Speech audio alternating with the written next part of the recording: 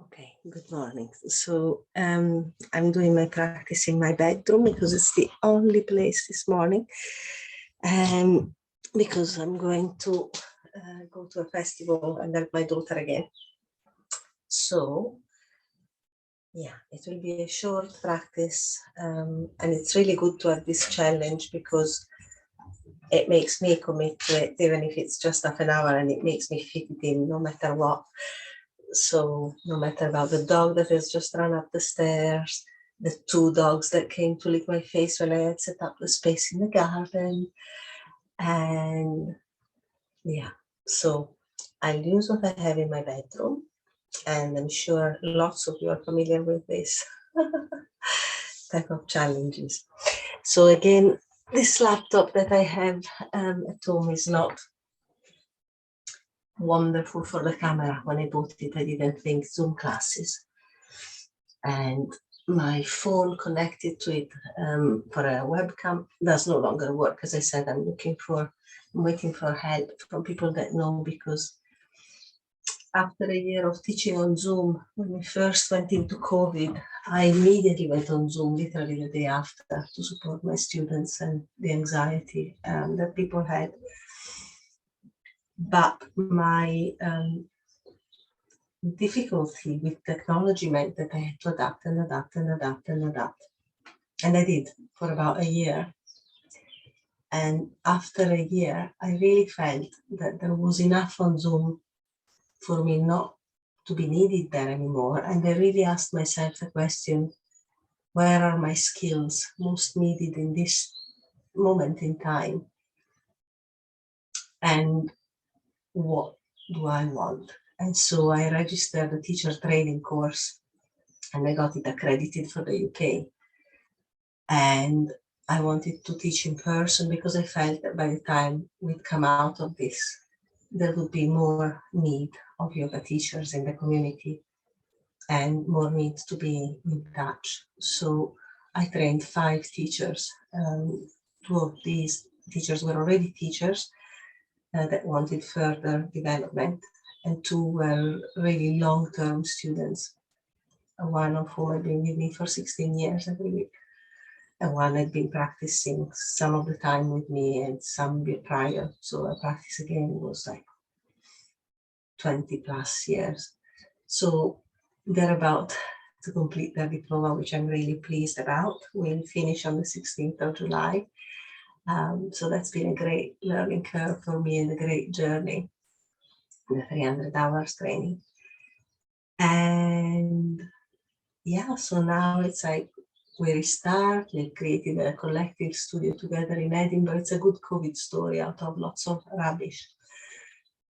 The difficulties. Today, it's the anniversary of my mother's death.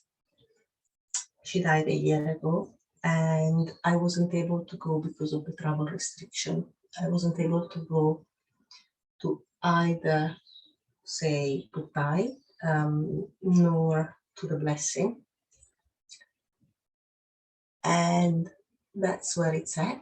So it's been a really, an interesting year of creating journey, and I will be going in July at last to the cemetery at long last. So I've not been to Italy for 2 years to make sure I was the solid rock for my children who are young adults, but nevertheless.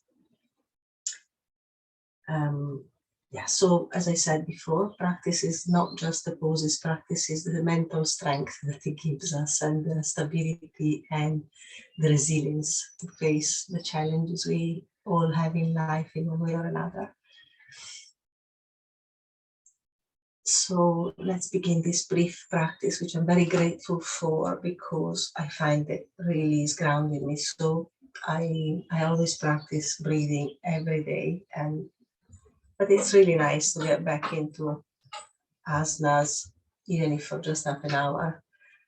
And yeah, I'm grateful because it always happens, well, it often happens for me, that as I start to do it for other people, I realize again that it's really benefiting me as well. So thank you. Thank you for this. Let's begin. The only things I have in my bedroom are pillows, one blanket, and a strap. And I don't know what my body wants to do yet. I think it just wants to sit quietly today to begin with.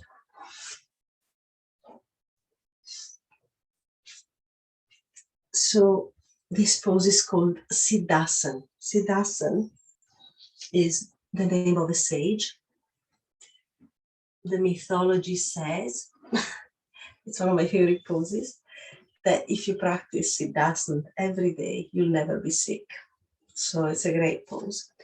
To get into it, you take your hand into the back of the knee to keep the space, otherwise the knee joints gets locked and it's not good for the joint. So you really soften it, you feel into it, and you're kind to yourself as always. And then you hold your ankle, turn the shin to the floor and stay as wide as you can. So this is a wide pose. And if you cannot get the shin down, you need to sit higher. And if you find that your ankles strain in this, because you're supposed to put your toes between the calf and the thigh on both sides. If you find that your ankles are stressing out, then you just put them in front and you've got your Siddhasan. I'm already the rest festival for this stall my daughter has. Okay.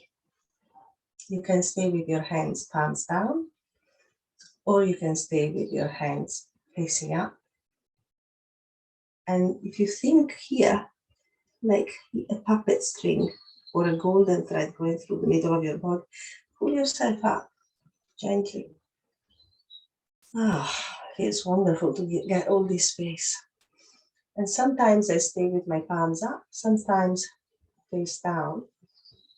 I personally find that I prefer palms down the days where I need more nourishment. I feel like calling it more, yeah, almost like you're here and it's okay. So palms facing down today. And this practice is for my mom.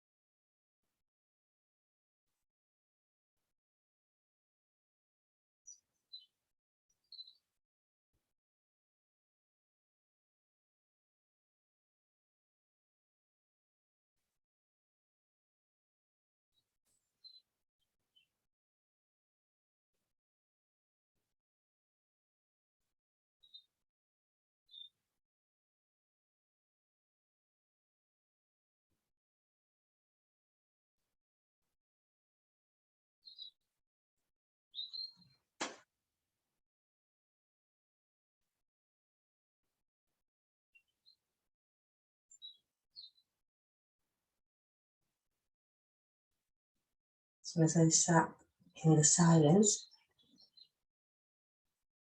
as I quietened into the stillness, after a while a sense of directional movement from within started to appear, and it felt like a very tiny figure of eight with a breastbone at the center.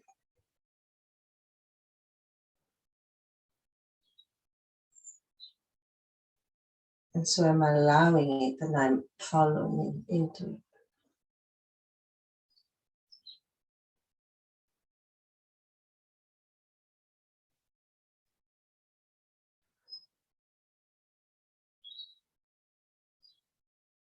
And yeah, there is a sound that comes with that.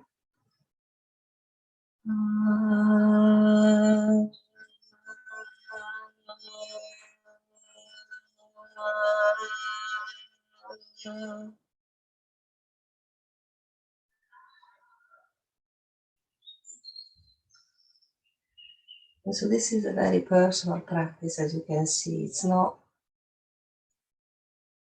immediately asanas, so it's actually deep listening to the tissues, how they feel like they want to be brought to life, hydrated,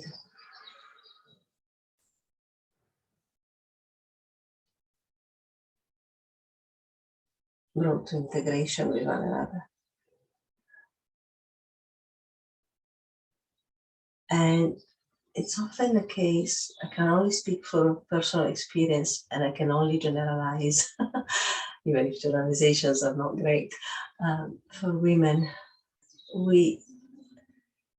when we have children, our breast grows, and when we get the menopause or our postmenopausal, like in my case, the breast keeps growing.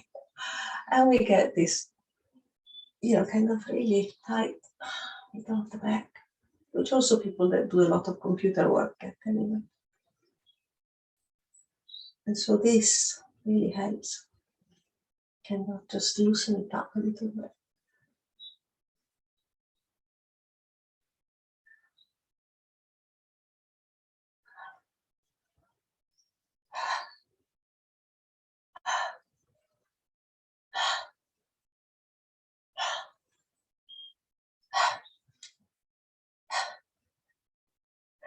And as I do this, I really notice this side, the strength, compared to the side that had all the stuff done to it with a surgeon.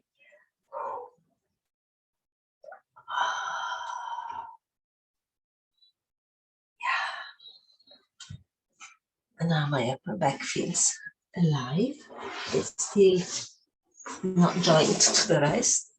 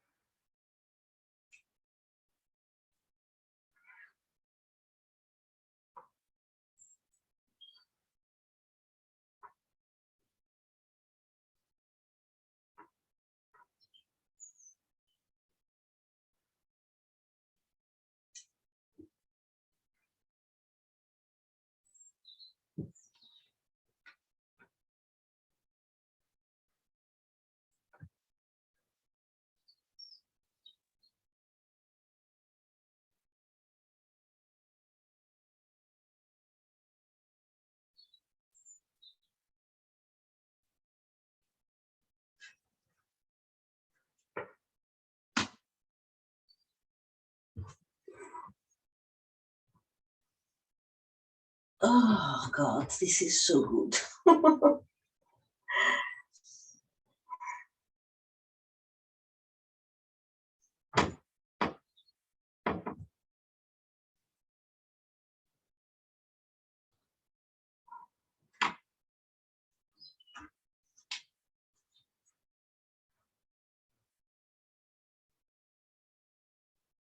Now you'll see that in order to step my leg forward, I need to put this hand like this, because otherwise the load on the wrist is too much.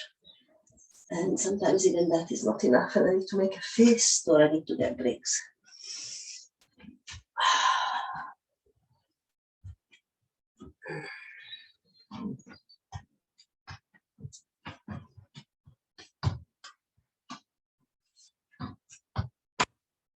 Oh, this is so lovely.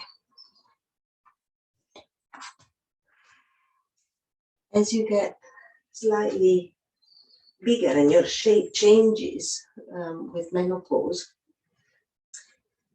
I find I've had to change the alignment for myself from what was heel to heel in this kind of poses to heel to sitting bones, to allow space for my belly to express itself rather than feeling that it had to be hidden or squashed or,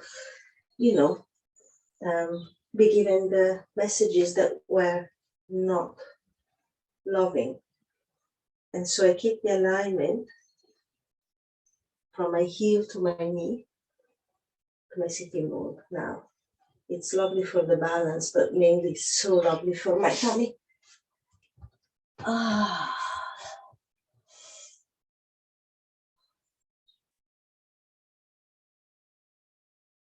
It's nice to give ourselves space.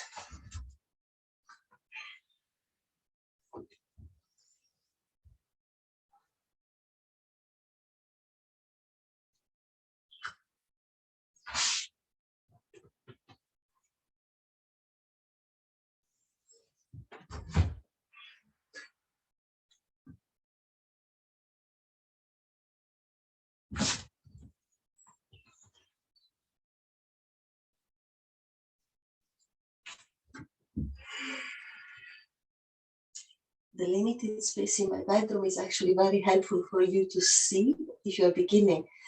When you do dog pose with your heels high, it really helps the extension of the spine, and it allows you to not put a load on your heart. But also when you go into these variations of the warriors and Parshuttanasana and these things, to actually ground your heels into the wall is really, makes you feel happy. Actually gives you that earth and that grounding and that possibility of pushing against it. Has a joy in it. The more you get bouncy and strong in it. And it also helps your growing to really soften so that you can go lower. Lots of good things.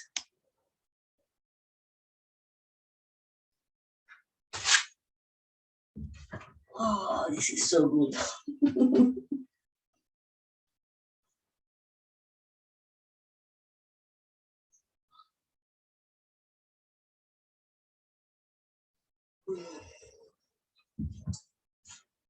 And I don't know if I'll manage this, but with all this lovely extension and feeling of joy and power, my body wants to go in a handstand, which of course it's off limits for me. But maybe I can try a half with some kindness to my wrists. Let's see.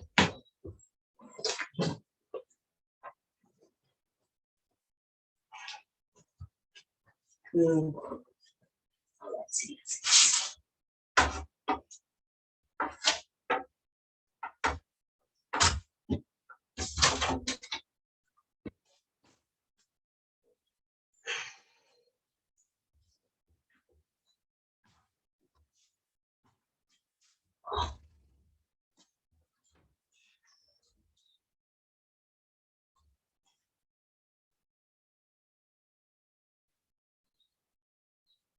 This is so lovely.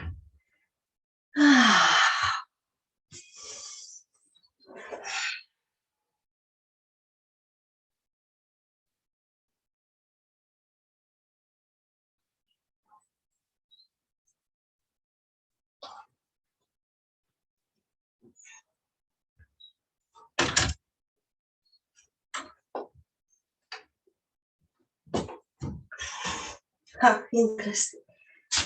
Starting with this leg, which loads this end, it's not possible to go up. That's always a new discovery. So I'll stay with this side. No, my hand is already had enough of that. Oh, interesting.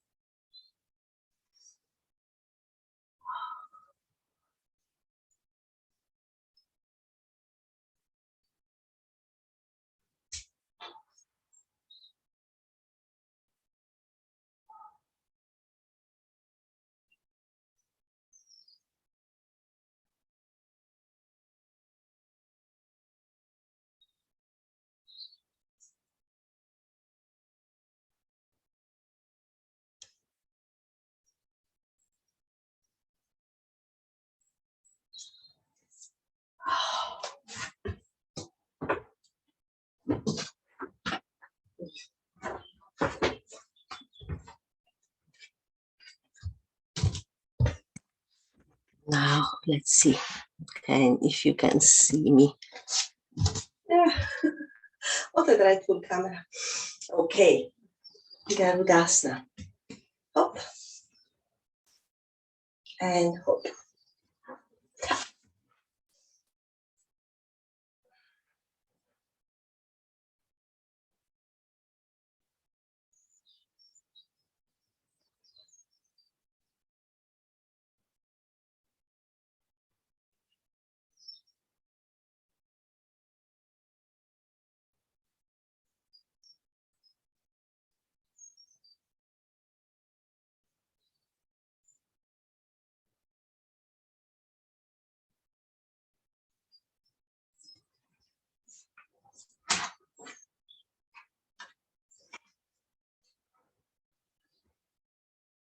The younger used to say, you can see who practices by Garudasana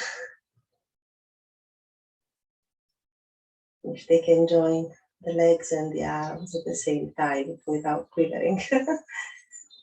As I said, yoga is about mental stability above all. It teaches us that gift.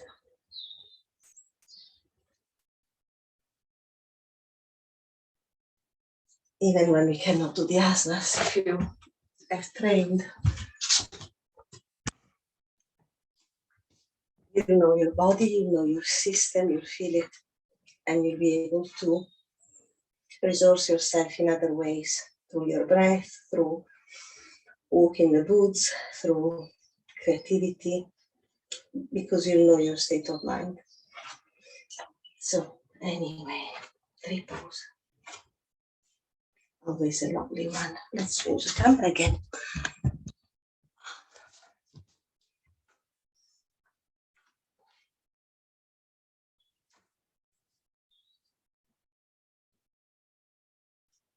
And yeah, I always want to sing three pose.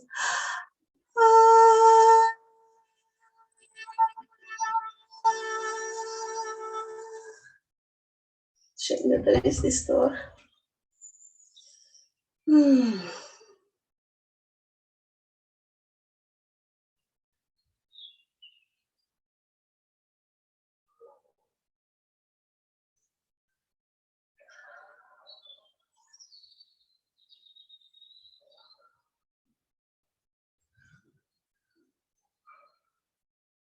What a lovely feeling here when you take the arms behind the ears.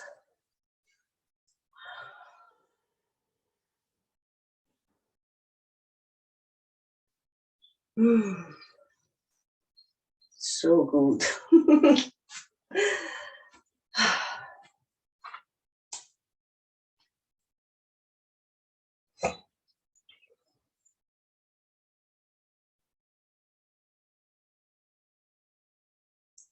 Stability and lightness,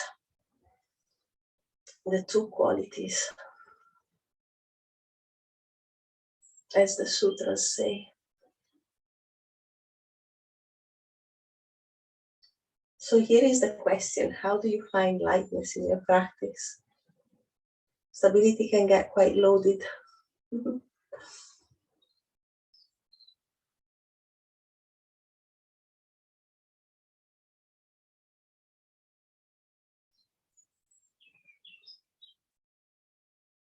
Oh, this is so lovely. Again, it reminds me both of when I was expecting my babies, and there is the heaviness in the belly from the bump. But again, after menopause, perimenopause, premenopause, all this area is, I'm sure lots of you here will know, changes, the physiology changes. And so giving space here becomes so important.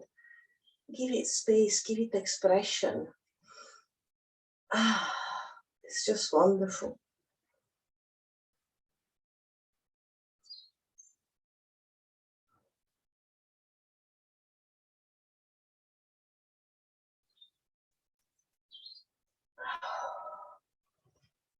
And how are we doing for time? Let's see. I've got a few minutes, 2 minutes before I have to go. Lovely pose to finish this practice would be reclining and keeping the belly open.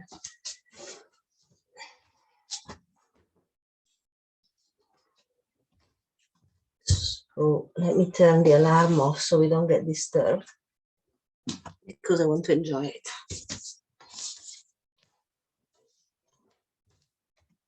So you can build yourself pillows like I've done, double layer, and one for the head, or blankets, or if you have a bolster. And then when you recline, you want to make sure that you've got your belly below your heart. So you want to have these two spaces clearly separate. And whatever support you're using for your head, you want it to take it to the base of the neck, top of the shoulders. Unless that makes your throat feel constricted. In my case today, feels that this pillow is too much. Without is not enough.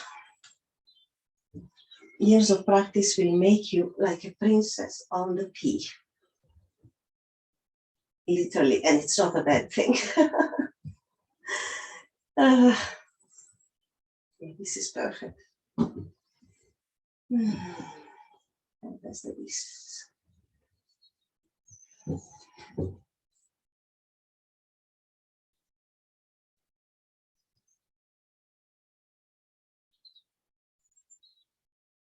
If some of you find that this position is too much on your hips and knees because your hips are tight and the knees are here, my suggestion would be to extend the legs, which I can't do because of my door, and roll a pillow or a blanket, have a pillow or a blanket under your knees and relax the legs instead.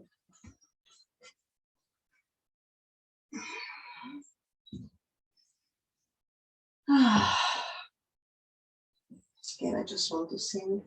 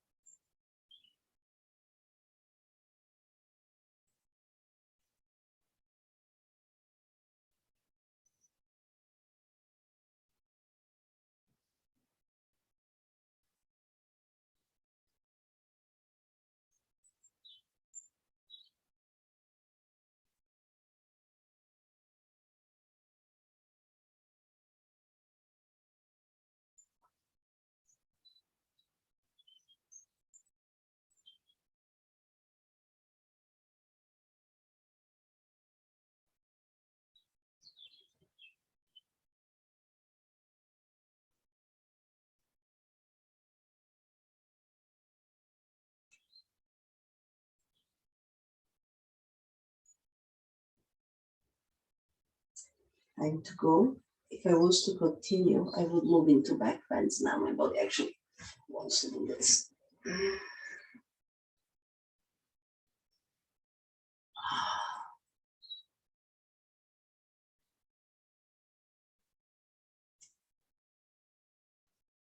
Gracias. Oh, mother duty is calling. I'll do more tonight. I really love how this challenge is getting me into my own daily practice, which is wonderful. So, bye.